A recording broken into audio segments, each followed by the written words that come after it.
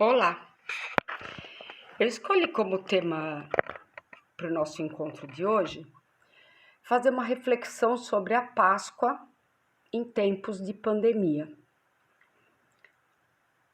Busquei inicialmente o significado da Páscoa para depois nós podermos refletir um pouco sobre a oportunidade que nós estamos tendo de pensar, repensar sobre o que está acontecendo, como nós estamos lidando com esse isolamento e, por outro lado, também tendo a oportunidade de viver a Páscoa na sua mais profunda essência. Porque Páscoa é tempo de refletir, é tempo da gente retomar a vida e retomar a vida de forma única. É momento da gente renascer. Essa quarentena está oferecendo para todos nós a oportunidade de pensar nos nossos erros, nos nossos acertos e no como a gente quer renascer. Eu tenho pensado muito sobre esse pesadelo que a gente está vivendo. Esse pesadelo que parece mais um filme de ficção. O que será que a gente vai ter que aprender com tudo isso? Como que a gente vai sair dessa quarentena? Nós vamos sair renovados? Nós vamos de fato renascer? E aí eu fui buscar algumas informações para ter um pouco de luz e entender quais serão os caminhos depois dessa quarentena.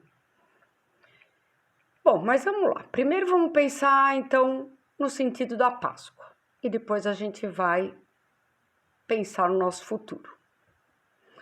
Então, a Páscoa, gente, é uma das comemorações mais importantes das culturas ocidentais. E a Páscoa significa a renovação, a esperança e um renascer. O termo tem origem do grego pasca e do latim Páscoa. O termo tem uma origem religiosa e significa alimento, ou seja, o fim do jejum da quaresma. Por sua vez, do hebraico, o termo Pesach significa passagem, salto ou pulo, e remete à libertação do povo judeu. Na liturgia cristã, a Páscoa representa a morte e a ressurreição de Jesus Cristo. Ela é considerada uma das mais importantes datas comemorativas que simboliza uma nova vida, uma nova era, uma nova esperança de um renascer. E esse é o momento que acho que todos nós estamos recolhidos. Todos nós estamos mergulhados nos nossos pensamentos, tentando entender o significado de tantas mortes, o significado de tanta miséria, a preocupação que a gente começa a ter com aqueles que têm muito menos ou quase nada. A gente se pega pensando em como somos privilegiados, como a gente tem uma vida confortável. A Páscoa em tempos de coronavírus tem que ser de fato um mergulho profundo em tudo aquilo que nos cerca. O coronavírus, ele veio para abalar a estrutura da ordem mundial, para quem sabe as coisas se encaminharem para um mundo mais justo, um mundo mais solidário, um mundo onde as pessoas se deem um pouco mais de atenção. A partir da superação da pandemia, as pessoas precisarão alterar o modo de vida. Nossa esperança é que nós ressuscitemos, que esse vírus possa ser contido, expulso, destruído, e daí poderemos voltar à vida.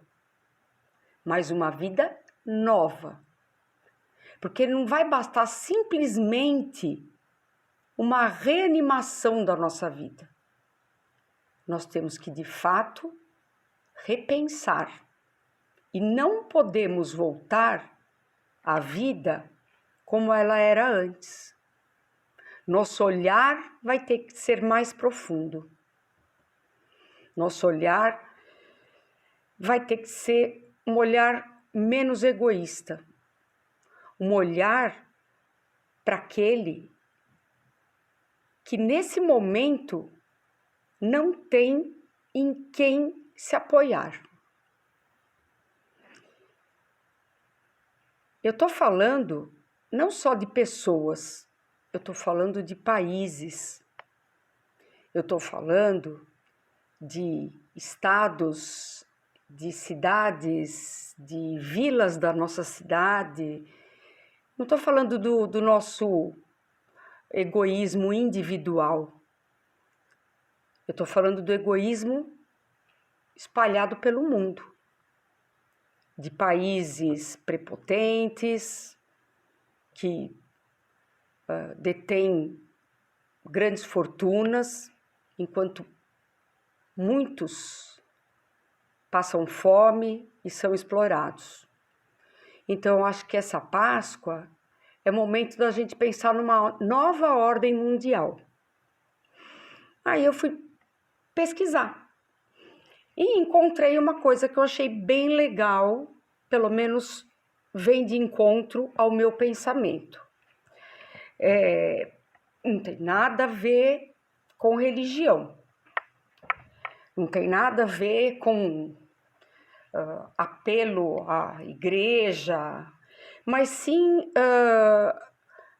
a proposta que tem por trás do que eu vou apresentar para vocês. O que eu vou apresentar para vocês eu não conhecia, eu não soube, né? Mas o Papa Francisco reuniu na cidade de Assis, agora, do dia 26 ao dia 28 de março, jovens economistas, empreendedores, protagonistas de mudanças, jovens que têm propostas para um mundo melhor. E ele chamou jovens do mundo todo, de qualquer religião, de qualquer credo e raça. O convite para participar do encontro foi feito lá em maio de 2019. Ele foi feito diretamente pelo Santo Padre e foi dirigido a jovens de até 35 anos. O Papa Francisco não pensou nisso sozinho. Ele se muniu de grandes nomes da economia, são cientistas dedicados a tentar minimizar o sofrimento da humanidade, que estruturaram esse encontro. Inclusive, 2 dos economistas são ganhadores de prêmio Nobel em economia, por apresentarem projetos bacanas. Participaram do encontro mais de 2.000 economistas. Tiveram lá empreendedores de 115 países. Todos eles jovens, todos com menos de 35 anos. Essa era uma condição. O Brasil foi representado por 30 participantes. E eu não sabia disso, não acompanhei. E aí me interessei. Qual era a proposta? A proposta era discutir temas que iam da desigualdade social até a devastação ambiental. Esses eram os temas principais do encontro. Mas ali foram discutidas questões sobre a participação da mulher na economia, sobre economia solidária, economia familiar, sobre poluição ambiental. Tinham vários temas que eles contemplaram. O Papa disse o seguinte: não há razão para haver tanta miséria. Ele partiu, o ponto dele para esse encontro foi esse pensamento. Por que tem tanta miséria? Precisamos construir novos caminhos. Quando ele convoca o evento, o que mais intriga é esse enigma. Como no mundo tantas pessoas passam fome? E aí ele propõe uma economia que faz viver e não matar. Uma economia que vai incluir e não excluir. Ela vai humanizar e não desumanizar. Uma economia que cuida daquilo que Deus criou, não depredar, destruir todo o projeto de Deus. Ele afirma ainda a necessidade de que o mundo precisa corrigir os modelos de crescimento econômico, modelos que hoje são incapazes de garantir o respeito ao meio ambiente. Eles são incapazes de acolher vidas, cuidar de famílias. O modelo de economia que nós temos hoje, ele não procura a equidade social, pelo contrário, ele procura o desequilíbrio. Ele não dá dignidade para muitos dos trabalhadores. E as gerações futuras estão ficando comprometidas com toda essa economia que cresce descerebradamente.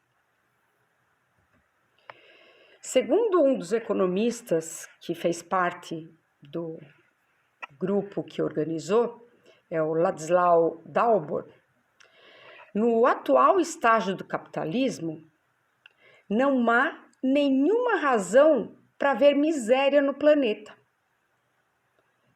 E ele traz o seguinte argumento: o mundo hoje tem um PIB de 85 trilhões de dólares ao ano e uma população de 7,6 bilhões de habitantes. Se a gente dividir os 85 trilhões de dólares pelos 7,6 bilhões de habitantes, nós teremos condições de todos viverem de maneira digna e confortável. Hoje, segundo a FAO, para quem não sabe, gente, é uma organização que funciona dentro da ONU, que é a Organização para a Alimentação e Agricultura. E a FAO, então, ela faz o levantamento, ela faz todos os estudos e, segundo os dados, em 2019, 851 milhões de pessoas passam fome. Mas nessa passar fome, essa fome que você deve estar agora, porque você tomou o café da manhã 9 horas e agora sei lá que horas são, ou porque você almoçou e já está com fome. Não, gente, é uma fome que eu não comi ontem, eu não comi hoje e eu não sei quando vai ser a minha próxima refeição. 851 milhões de pessoas estão nessa condição, na mais extrema vulnerabilidade. O planeta, por sua vez, produz alimentos suficiente para 11 bilhões de bocas. Não tem sentido. 7,6 bilhões de pessoas, se o planeta produz 11 bilhões, por que passar fome? Não há falta de recursos. O que deve estar faltando é justiça. Também não falta dinheiro. O que está faltando é repartir. O capitalismo hoje vive uma fase que a gente chama de neoliberalismo. E desde que ele assumiu essa nova fase, a gente percebeu, a gente não, né? Os economistas perceberam que quem tem capital para investir não está mais investindo na produção, mas está investindo na especulação. Então, deslocou-se o investimento da produção para a especulação financeira. As fabulosas fortunas estocadas nos bancos favorecem prioritariamente os especuladores e não os produtores. O agravante é que o capital improdutivo do especulador não paga imposto. E a desigualdade de renda tende a crescer. Hoje, 1% da população mundial detém em mãos mais riqueza que todos os 99% da população restante. A soma das riquezas de apenas 26 famílias supera a soma da riqueza de 3,8 bilhões de pessoas, metade da população mundial. E no Brasil, apenas 6 famílias acumulam mais riqueza do que 105 milhões de brasileiros, quase metade da nossa população. Você junta o que 105 milhões de brasileiros têm, tá? Para você equiparar com apenas 6 famílias, que são as 6 famílias mais ricas do Brasil. Esse é um assunto que incomoda, mas a gente precisa entender, porque quando eu me proponho a renascer, eu preciso me munir de informações. Trabalhar no combate à fome e à pobreza por melhoria da segurança alimentar e do desenvolvimento agrícola é obrigação de todos os estados. Quando eu digo estados, eu digo os países. Todos os governantes deveriam estar trabalhando para a segurança alimentar e para o desenvolvimento da agricultura, que é isso que mata a fome, o que vem proveniente da agropecuária. Paraísos fiscais, acho que todo mundo já ouviu dizer. Os paraísos fiscais hoje guardam 20 trilhões de dólares, 200 vezes mais do que os 100 bi que a Conferência de Paris aí do ano passado estabeleceu para deter o desastre ambiental. Um economista chamado Piketty demonstra que produzir gera empregos e resulta no crescimento de bens e serviços, na ordem de 2,5% ao ano. Então, eu tenho um dinheiro, eu vou investir em algo que gere emprego e gere produtos. Eu vou ter um crescimento dos meus bens na ordem de 2,5% ao ano. Porém, quem aplica no mercado financeiro obtém um rendimento na casa dos 7 a 9% ao ano. Por isso, muitos investidores, eles não querem abrir novos negócios e sim investir em bons negócios que já estejam funcionando. Segundo a revista Forbes, 206 bilionários brasileiros aumentaram suas fortunas em 230 bilhões de reais em 2019, enquanto a economia do Brasil, em 2019, ficou estagnada. Ela não cresceu. Então, o que segura a economia no Brasil não é o gasto com o INSS, não somos nós aposentados ou os programas aí destinados aos mais pobres. O entrave do crescimento econômico não está nesses programas. O entrave do crescimento econômico, ele passa primeiro pela acumulação de riqueza em mãos de grandes grupos que não geram empregos e também não pagam impostos, porque eles são especuladores financeiros. No Brasil, lucros e dividendos são isentos de tributação e esses bilionários não pagam impostos.